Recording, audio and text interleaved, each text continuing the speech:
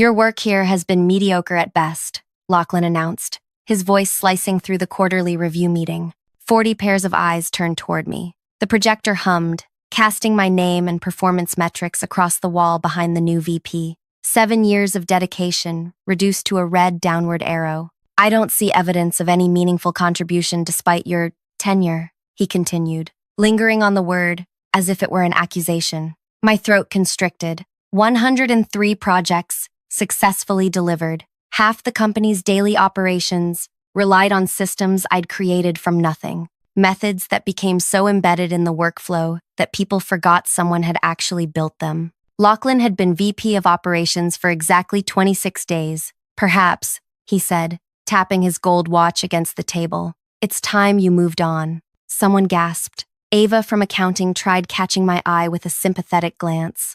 On the far side of the conference room, our CEO Radley studied his tablet, apparently fascinated by whatever was on the screen. I've reviewed historical metrics, Lachlan continued, flipping to the next slide. Your output lags behind newer team members with half your experience. Your initiatives lack innovation. Your technical solutions are uninspired. Each word landed like a blow against my chest. I'd stayed late, countless evenings, perfecting those uninspired solutions, while Radley built the company's reputation on their reliability. We need visionaries, Lachlan said, gesturing toward 2 junior developers who joined 6 months ago. People who understand modern approaches. I glanced around the room. These people had called me at midnight when systems crashed. They'd celebrated birthdays with me, sent cards when my mother died. Now they stared at their notepads, their keyboards, anywhere but my face. I stood slowly, gathering the strange calm that comes when your world implodes. The silence stretched as I surveyed the room. Finally, my gaze settled on Radley, who'd finally looked up from his tablet. You'll understand my value soon, I said, the words falling into the quiet room. Something shifted briefly in Radley's expression. Uncertainty, perhaps recognition. Lachlan smirked. Be gone by sundown, he added, with a dismissive gesture. I gathered my belongings in a cardboard box under IT Security's watchful eyes. 7 years of work, memorabilia reduced to a pitiful collection. Kiara from HR hovered nearby, clutching termination papers. This isn't right, Mara, she whispered. Everyone knows what you've built here. I signed where indicated, my signature steady. Apparently not everyone. Concerned colleagues paused by my desk as I packed. Who'll manage the international connections? Jaden asked anxiously. What about the quality standard system? Priya added. Nobody else understands how it works. I gave a slight nod. That's a question for leadership now. Radley watched from the glass-walled executive suite as I walked out. No conversation about transition. No recognition of departing knowledge. 7 years of institutional memory simply walking away. I kept my spine straight until the elevator doors closed. Only then did my hands begin to tremble. Before we continue further, thank you for diving into this story with me. If you're enjoying it so far, please hit that like button and subscribe for more corporate drama stories like this one. Drop a comment below sharing your thoughts or if you've ever witnessed someone's contributions being overlooked. Now, let's get back to what happened after I walked out of those doors. My name is Mara Finch, and until 3 hours ago, I was the systems integration specialist at Brightline, a company I helped build from a struggling startup to an industry leader. Not that anyone would know it from my title or my paycheck. I'm the person who solves problems nobody else can figure out. The one who creates solutions so seamless, they become invisible. The worker who stays until midnight not for recognition but because leaving something broken is simply not in my nature. My apartment felt strange that afternoon. Too quiet, too bright. For 7 years, I'd only seen it in early mornings and late evenings. Now sunshine poured through windows at 2 p.m. on a Thursday, highlighting dust on surfaces I'd never had time to notice. I poured myself a glass of wine and simply breathed. The story of how I ended up at Brightline began at a tech conference where I met Radley Chen, an ambitious entrepreneur with big ideas, but practical limitations. His startup struggled with integration issues. His development team built impressive individual features, but they didn't work together cohesively. What you need isn't flashier features, I told him after his presentation. You need someone to make your existing pieces function as a unified whole. He hired me the next day. I was employee number 12. In those early years, I tackled impossible challenges that others avoided. My solutions weren't glamorous, but worked so extraordinarily well. They became invisible, dependable foundations everyone simply expected to function. When we landed our first major client, it was my middleware that enabled their legacy systems to communicate with our cutting-edge platform. When we expanded internationally, I created the translation matrices that allowed seamless operation across multiple languages and regulatory frameworks. When our server infrastructure repeatedly crashed under growing demand, I redesigned our entire approach to scaling. None of these achievements came with public recognition or accolades. That wasn't my role. While others presented to clients or demonstrated flashy front-end features, I ensured everything actually worked. My value was in reliability, not spectacle. As the company grew, new management layers formed between me and senior leadership, people who didn't understand what I'd built or how crucial it was to daily operations. People like Lachlan. He arrived from a competitor with grand promises of transformation and next-level thinking. His first act was evaluating every department for optimization opportunities. His second was systematically dismissing anyone whose contributions weren't immediately visible on quarterly reports. I became an obvious target. My salary represented 7 years of modest increases. My projects rarely generated direct revenue. They enabled other teams to succeed. On paper, to someone who didn't understand our systems, I looked dispensable. For weeks after my departure, I rediscovered forgotten pleasures. I watched sunrises with coffee instead of debugging code. I reconnected with friends who'd stopped inviting me places. I remembered how life felt beyond corporate walls. Then the messages started arriving from former teammates. The international portal keeps crashing. Nobody knows why. The quality standards automation is giving bizarre results. Lachlan's furious. Half the development team is working weekends trying to figure out your systems. Not through any deliberate sabotage, not through withheld information. I documented everything meticulously. But because truly effective systems require something beyond written instructions, the contextual understanding that exists only in their creator's mind. Waking up without anxiety felt strange after so many years.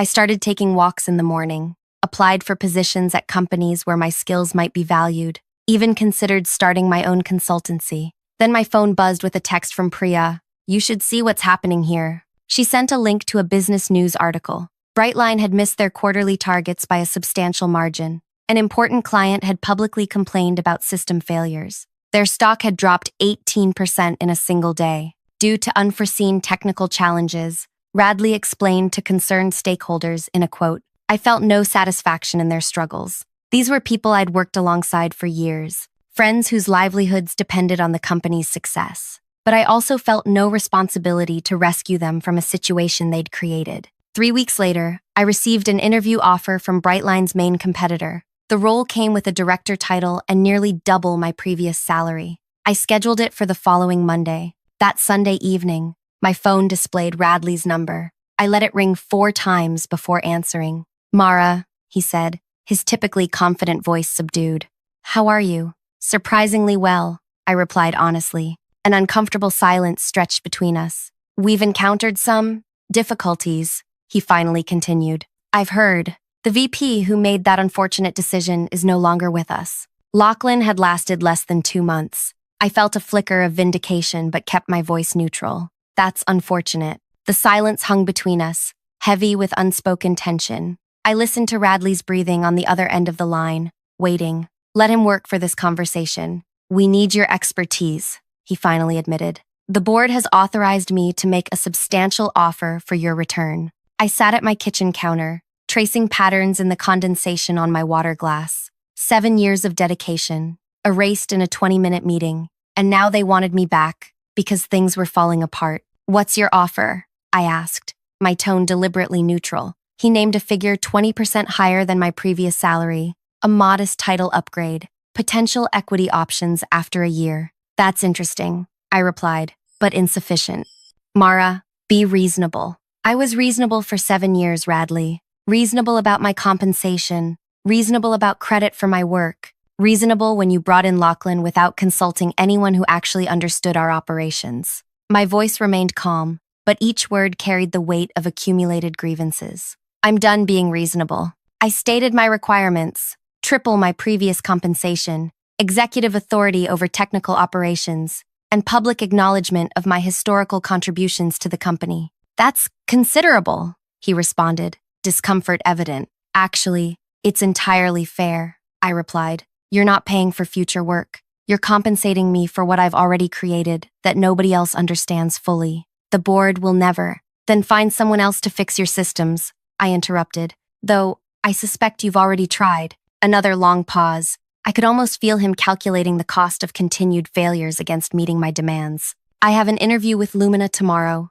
I added, mentioning their biggest competitor. Their offer is quite generous already. Don't make any decisions until Wednesday, he said quickly. I need to convene the board. I hung up and stared at my reflection in the window. The woman looking back seemed different, shoulders straighter, eyes clearer. 7 days ago, I would have accepted that initial offer with gratitude. Now I understood my true worth. The interview with Lumina went exceptionally well. Their technical director actually understood my contributions to Brightline's systems. He'd been trying to replicate several of them for years. They offered a director position on the spot with a comprehensive package that nearly matched my demands to Radley. We need an answer by Friday, the Lumina CEO said, shaking my hand. Tuesday passed without word from Brightline. Wednesday morning arrived with silence. By afternoon, I began mentally preparing for life at Lumina. Then at 4:37 p.m., Radley called. We accept your terms, he said without preamble. All of them. I felt a curious mixture of vindication and unexpected sadness. Send over the paperwork. There's one additional request, he added. The board wants you to start immediately. Tomorrow, if possible. Monday, I countered. I need time to prepare. Things are urgent, Mara. They became urgent the moment Lachlan decided I was dispensable, I replied. Monday is quite soon enough. The employment contract arrived within the hour. Triple my previous salary. Senior Vice President of Technical Operations. A seat on the executive leadership team. Public acknowledgement of my contributions. Everything in writing. Signed by Radley and the board chairman. I signed and returned it, then poured myself a glass of wine in celebration. Not of returning to Brightline, but of finally being valued appropriately. The announcement circulated Monday morning. My return described as a critical leadership acquisition with detailed acknowledgement of my essential historical contributions to Brightline's core infrastructure.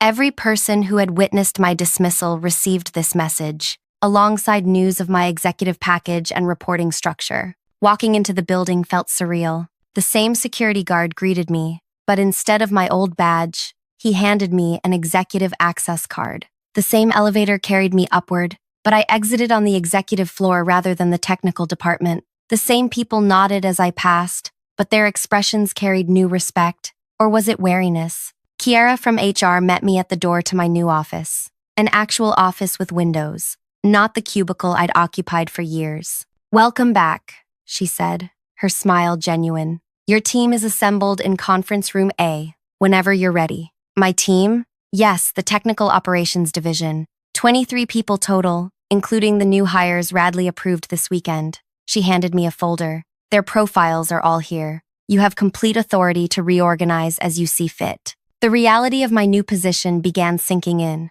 This wasn't just about fixing what had broken in my absence. This was actual leadership authority. In conference room A, nervous faces greeted me. Some familiar colleagues, some new hires, all waiting to see who exactly I'd become after my public dismissal and triumphant return. Good morning, I began, surveying the room. Most of you know me. Some don't. For 7 years, I built and maintained the systems that form the backbone of this company. Now, we're going to rebuild what's been broken and create something stronger. Jaden raised his hand tentatively. Is it true? The Aurora project failed completely after you left? The Aurora project, our largest client implementation, had been my last major architecture before Lachlan arrived. It didn't fail, I corrected. It was failed by poor leadership decisions that removed its principal architect without transition planning. I opened my tablet and projected the current system status. Now, let's see what we're working with.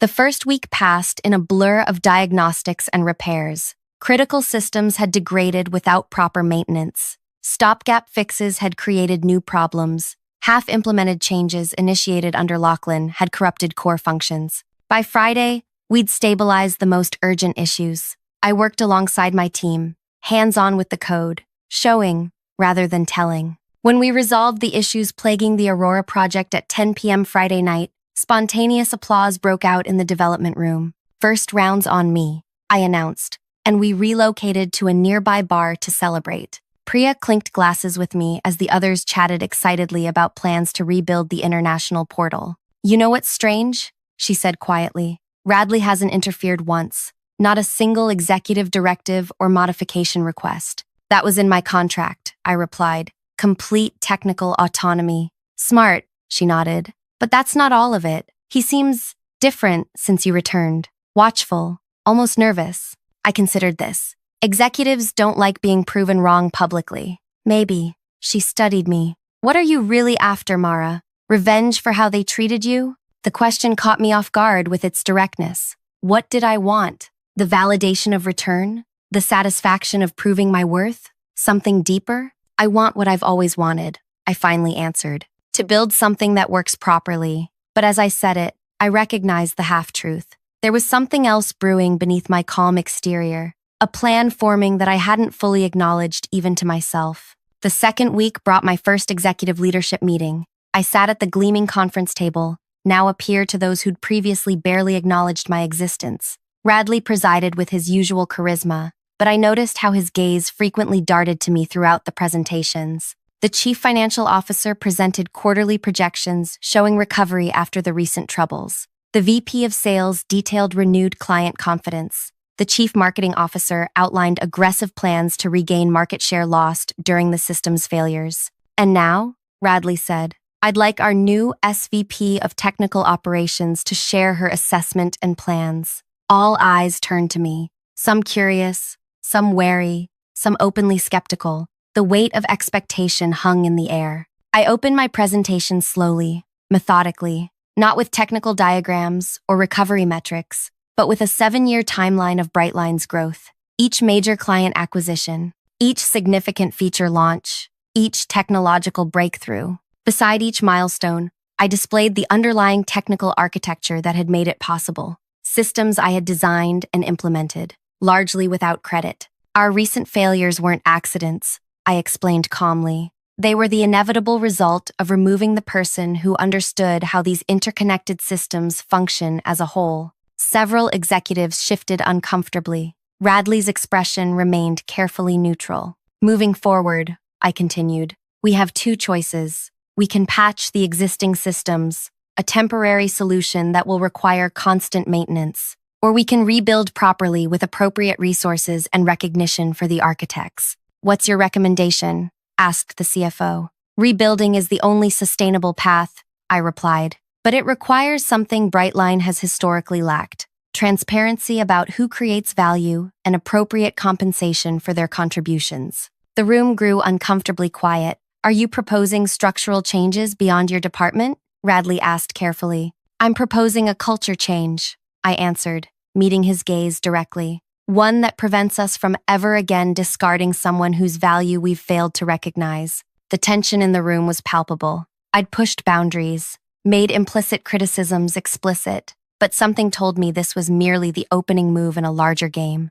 one where I finally held cards worth playing. As we adjourned, Radley asked me to remain behind. The door closed, leaving us alone in the large conference room. "That was quite a presentation," he said, his tone unreadable. "Just establishing context," I replied. He studied me for a long moment. "What's your actual plan here, Mara? Beyond the contract terms and system repairs?" I met his gaze steadily. "You'll understand that soon enough." His expression flickered with something between concern and curiosity. "I'm beginning to think bringing you back might have unexpected consequences." "Most valuable things do," I replied simply, gathering my materials. "See you tomorrow, Radley." As I walked to my office, my phone buzzed with a message from an unknown number. "We need to talk about what really happened with Lachlan. Not everyone at Brightline is who they appear to be. Meet me at Riverside Park, 7 p.m. tonight. Come alone." I stared at the cryptic message, my fingers hovering over the screen.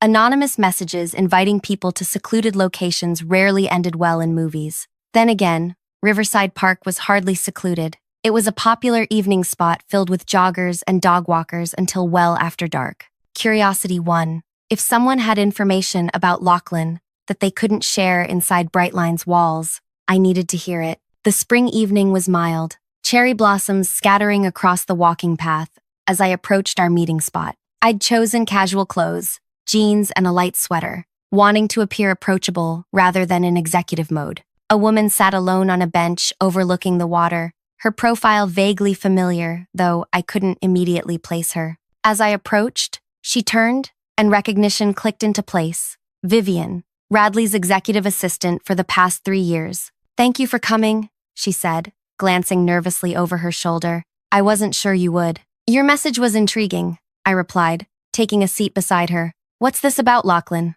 She pulled a small tablet from her bag, fingers trembling slightly as she unlocked it. "Lachlan didn't choose you for dismissal at random. And he wasn't just incompetent, he was deliberately sabotaging specific projects." "Why would he do that?" I asked, skepticism edging my voice. "Because he never actually worked for Brightline." She handed me the tablet. "At least, not exclusively." The screen displayed a private email thread between Lachlan and an external address. I scrolled through, my blood pressure rising with each message. Detailed reports on Brightline's proprietary systems, assessments of vulnerable points in our architecture, lists of key personnel to neutralize, with my name at the top. "He was working for Lumina," I whispered, the realization crashing over me. "Corporate espionage." Vivian nodded gravely. "Not just gathering intelligence, active sabotage. He was brought in to weaken Brightline from within, target key systems, remove essential personnel, create openings for Lumina to exploit in the market.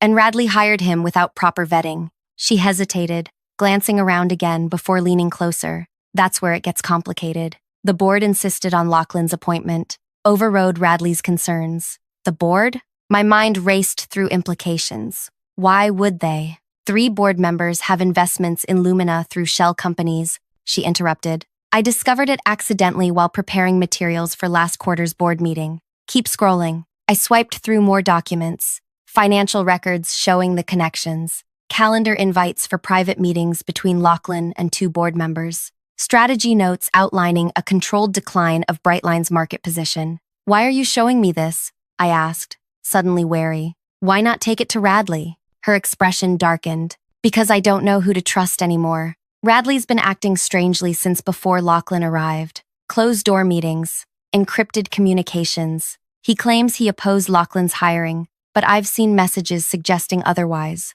The ground seemed to shift beneath me. If this information was accurate, Brightline wasn't just suffering from poor management decisions. It was being deliberately undermined from within. "What do you want from me?" I asked. "You're the only executive without connections to either faction. Your systems keep this company running, and you have a personal stake in exposing whoever was behind your dismissal." She met my gaze directly. "I need an ally I can trust." I considered her words carefully. Trust was in short supply these days, and she was asking for mine, with only digital evidence that could potentially be fabricated.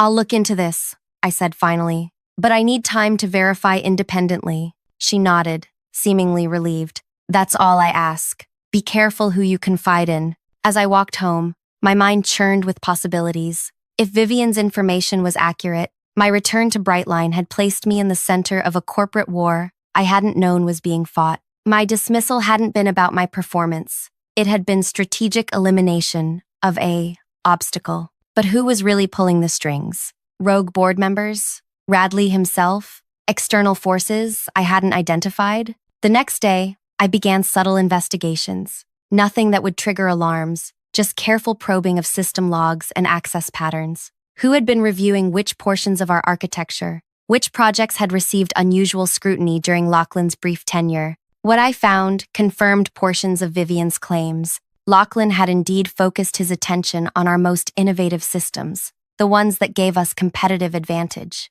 He had systematically removed or reassigned personnel who understood these systems best, starting with me. But something still didn't add up. If Lachlan had been working for Lumina, why had they offered me a position so quickly after my departure from Brightline? Was I being recruited as an unwitting accomplice? Or was someone at Lumina running a separate operation? I needed more information before confronting anyone. Accusations of corporate sabotage without ironclad evidence would only undermine my newly established position, or worse, mark me as the next target. Over the next week, I rebuilt trust with my technical team while quietly gathering intelligence. I revamped security protocols under the guise of system improvements. I implemented subtle tracking measures in key systems to monitor unusual access patterns. I cultivated relationships with assistants and support staff who might have observed unusual behaviors. Meanwhile, I played my executive role perfectly, attending meetings, delivering progress reports, participating in strategic discussions. If anyone suspected my parallel investigation, they gave no indication. Then came the breakthrough. Late one evening, as I worked alone in my office, my monitoring alert pinged softly. Someone was accessing our client database using Radley's credentials at 11:24 p.m., when Radley was supposedly at a charity gala across town. I'd seen the social media posts of his arrival less than 30 minutes ago. I traced the access point, a private terminal in our secure development area, where few had authorization after hours. I pulled up the security camera feed and froze. There sat Bennett, chairman of the board, methodically reviewing our most sensitive client information. He wasn't just browsing, he was systematically downloading contact details for our highest value clients. I captured the footage and data trail, then quietly logged the activity in my secure private server. One piece of the puzzle, but a significant one. The next morning, Radley called an emergency executive meeting. His expression was grim as we assembled. "We have a situation," he announced once the door closed. 3 of our top clients received solicitations from Lumina yesterday, offering migration services with insider knowledge of their specific configurations on our platform. Murmurs of concern filled the room. "This isn't a coincidence," Radley continued. "Someone with intimate knowledge of our client implementations is feeding information to our competitor." His gaze swept the room, lingering momentarily on each executive. When it reached me, I maintained perfect composure despite my racing thoughts. "I've authorized a comprehensive security audit," he declared. "Beginning immediately. All system access will be logged and reviewed. All external communications monitored." My pulse quickened. A security audit would inevitably uncover my own covert monitoring systems. I needed to act quickly. "I have information that may be relevant," I said, drawing all eyes to me, "but I would prefer to discuss it privately first." Radley's expression tightened almost imperceptibly. "Of course, we'll meet after this session."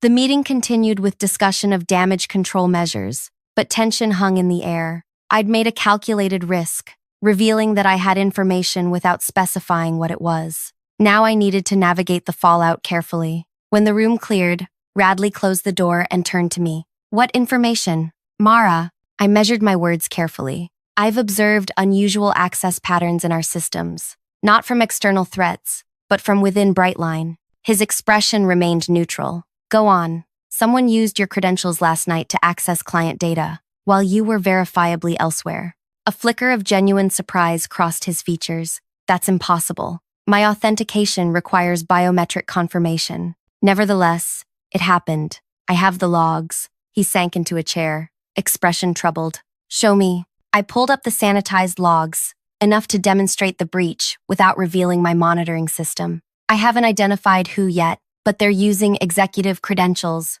to extract sensitive information." "Why didn't you bring this to security immediately?" His tone carried accusation. "Because I don't know how far this compromise extends," I replied evenly. "After what happened with Lachlan, I've been cautious about who to trust." Something shifted in his expression. Recognition, perhaps even respect. "You think this connects to Lachlan's actions?" "I think Lachlan's brief tenure here was part of a larger strategy. His dismissing me wasn't random. It was calculated to remove someone who might detect system vulnerabilities being exploited." Radley studied me intently. "You've been investigating this since your return." "It wasn't a question," I nodded. "Without authorization. Without interference," I corrected. "My contract grants me technical autonomy." A tense silence stretched between us before he spoke again. "What else have you discovered?"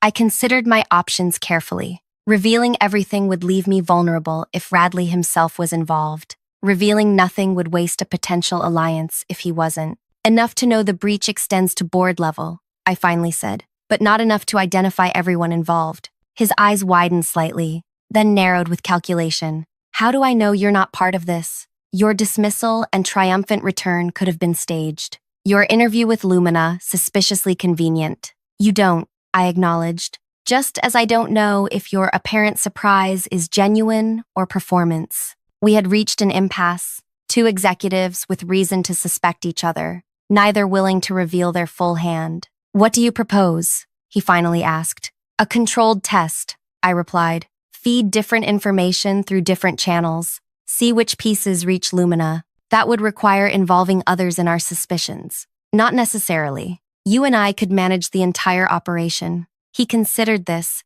fingers drumming lightly on the table. "If you're right about board involvement, this is extremely dangerous territory, Mara. I'm aware. And if you're wrong, or if you're misleading me, it's career suicide. Also aware." Our eyes locked in silent assessment. Finally, he nodded once. "Set it up, but this stays exclusively between us until we have conclusive evidence." As I left his office, uncertainty churned within me. Had I just formed an alliance with a trustworthy CEO or handed ammunition to the orchestrator of a corporate conspiracy? Either way, I'd committed to a path that would irrevocably alter Brightline and my future within it. That evening, a text arrived from Vivian. "Bennett accessed R's computer yesterday. Be careful. Things are accelerating." I stared at my reflection in the darkened window of my apartment. The woman looking back was caught in a web of corporate intrigue far beyond what I'd imagined when I'd stated my 5 words of defiance. "You'll understand my value soon."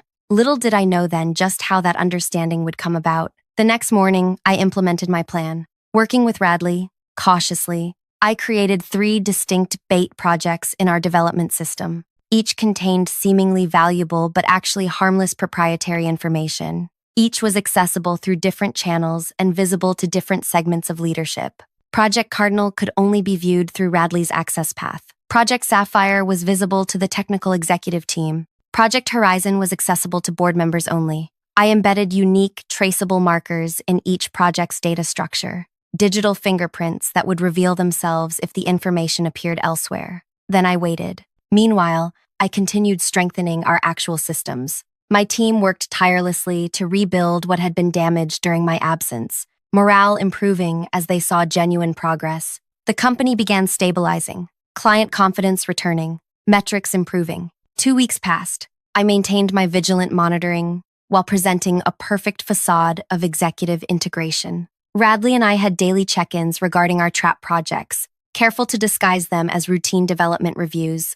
Then, on a Tuesday morning, my alert system triggered. Project Horizon, the board-level bait, had been accessed at 3:17 a.m. from Bennett's private terminal. By noon, elements of its proprietary algorithm had appeared in a confidential pitch Lumina was preparing for one of our wavering clients. I summoned Radley to my office, reverse of our usual meeting pattern, a power move I made, deliberately. "We have confirmation," I said without preamble, showing him the evidence. "Bennett is feeding information to Lumina. The question is whether he's acting alone." Radley studied the data, expression hardening. "This is definitive, but confronting a chairman without board support is suicide, which is why we don't confront him yet." I pulled up our company's articles of incorporation on my screen. "We build an airtight case first. That could take weeks. Meanwhile, he continues undermining us. Not if we accelerate our timeline." I outlined my next steps. A more aggressive strategy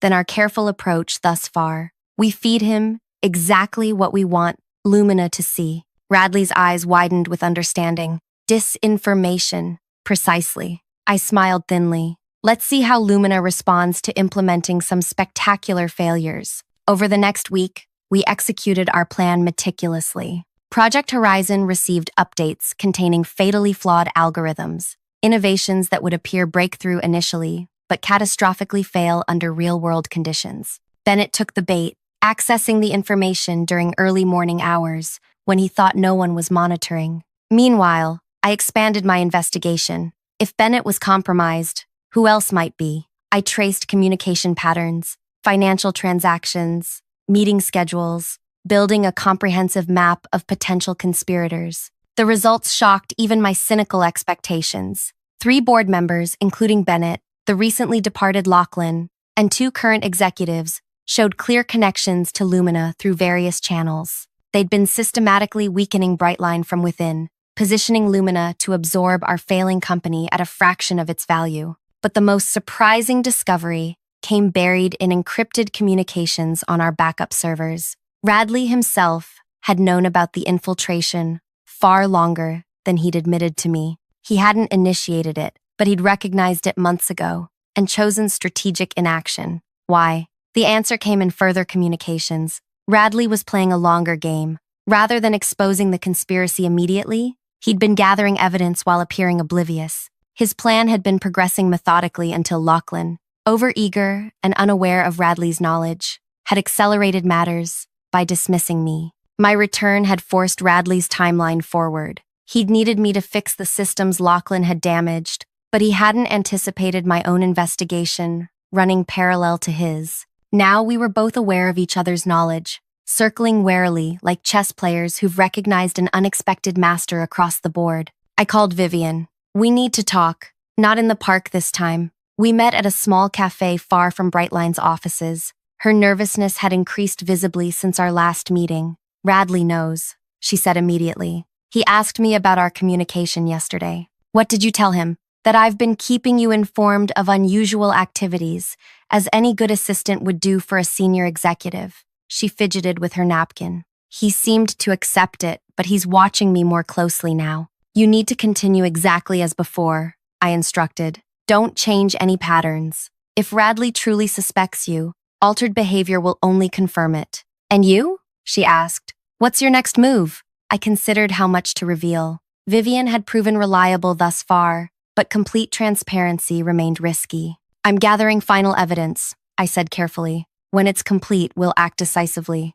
Against Bennett? Against everyone involved in undermining this company, I replied, including those who knew and chose inaction. Her eyes widened slightly. Be careful, Mara. These people destroy careers, and worse, when threatened. I smiled grimly. They already tried destroying mine. That didn't work out as planned. The quarterly board meeting arrived, the perfect stage for the final act of this corporate drama. 2 days before, I sent Radley a comprehensive briefing detailing everything I'd discovered, including his own early awareness of the conspiracy. My message was simple. We could proceed together or as adversaries, but proceedings were now inevitable. His response came 6 hours later. Together. My office, 7 a.m. tomorrow. We met in the pale light of early morning, the executive floor still empty, except for security. You've been thorough, Radley said, gesturing to my report on his desk. More than I expected. That seems to be a recurring theme with me, I replied evenly. He acknowledged this with a slight nod. What do you want, Mara? Truly want, beyond exposing this conspiracy? The question caught me off guard with its directness. What did I want? Vindication? Advancement? Justice? I want what I said in that meeting when Lachlan dismissed me, I answered finally. For everyone to understand my value, not just as a technical architect, but as someone who builds systems that last, including business systems with proper accountability. And if achieving that means significant changes to Brightline's leadership structure, then those changes are overdue. He studied me for a long moment, then nodded decisively. I agree. Here's what I propose. The board meeting began at 10 a.m. sharp. 14 members seated around the gleaming table, Bennett at its head, Radley to his right. I sat halfway down, seemingly just another executive presenting quarterly technical updates. Bennett called the meeting to order with practiced authority, proceeding through standard agenda items with efficient precision, financial reports, market positioning, competitive analysis. Then Radley requested the floor for an unscheduled presentation. Before we continue, he said, standing, I believe we have a matter of corporate governance to address. Bennett's expression flickered with momentary concern before settling into polite interest. The agenda is quite full, Radley. Perhaps this could wait for committee review? I'm afraid not, Radley replied, nodding to me. This directly impacts Brightline's immediate future. I connected my tablet to the display system. The room darkened as the presentation screen illuminated with a single stark image. Bennett accessing Project Horizon at 3:17 a.m.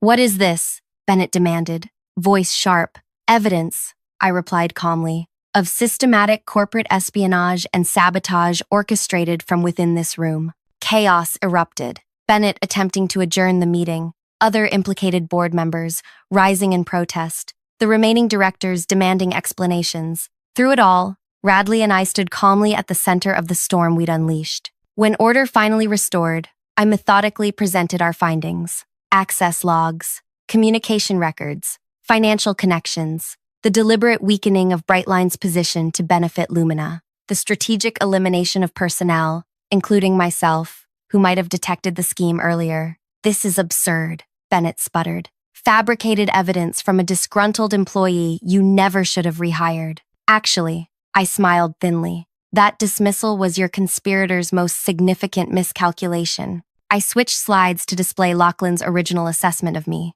the confidential report that had preceded my public humiliation. "Subject demonstrates dangerous potential to identify system vulnerabilities. Maintains comprehensive understanding of interconnected architectures. Recommend immediate removal before detection possible." The room fell silent as implications sank in. "My dismissal wasn't about performance," I continued. "It was about eliminating the person most likely to discover your scheme. But instead of disappearing quietly, I came back with executive access and a mandate to investigate exactly the systems you were exploiting." Bennett's face had gone ashen. "This meeting is adjourned. We'll reconvene after legal review of these allegations." "Actually," Radley interjected smoothly, "we've already consulted legal counsel and the SEC and federal prosecutors specializing in corporate espionage." The trap closed. External investigators entered the boardroom, accompanied by corporate counsel.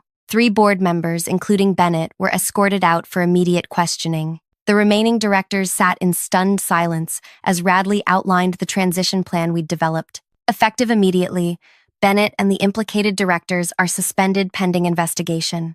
I will continue as CEO with expanded oversight from non-compromised board members, and Mara Finch will assume the position of Chief Operating Officer, with particular focus on restructuring our governance systems to prevent future vulnerabilities." Murmurs of shock rippled through the room. It wasn't just technical systems I would be rebuilding. It was the entire operational structure of Brightline itself. As the meeting concluded in subdued discussion of next steps, Radley approached me privately. "Spectacular execution," he said quietly, "though I notice you omitted my early awareness from your presentation." "Strategic decision," I replied. "The company needs stability during transition. 2 adversaries can become allies when facing a greater threat. And now that the threat is neutralized," I smiled, "now we rebuild something better. Together, if your intentions align with mine." He extended his hand. "To new beginnings, COO Finch." 3 months later, Brightline had transformed. With Bennett and his co-conspirators facing federal charges, we'd restructured both our technical systems and corporate governance. Transparency initiatives, equitable recognition programs, advancement based on measurable contribution rather than politics. The Aurora project had relaunched successfully. Client confidence had fully restored. Our stock had rebounded beyond pre-crisis levels. In my new corner office, I sometimes reflected on the journey, from undervalued technical specialist to company leadership. My revenge hadn't been destruction. It hadn't even been the public vindication of my return. It had been something far more satisfying, rebuilding the company in my own image,